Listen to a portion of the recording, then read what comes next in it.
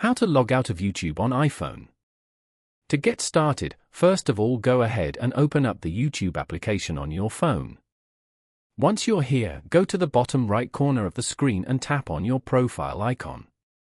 This will take you to your channel page where you can see your watch history and playlists.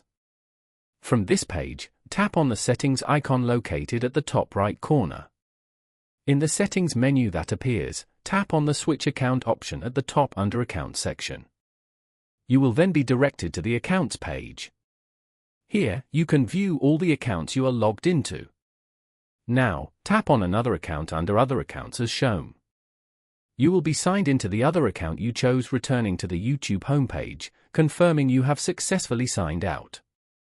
Following these steps, you can easily log out of your YouTube account on an iPhone. Thank you for watching. Please leave a like if this tutorial helped you, or leave a comment below if you have any questions related to the video.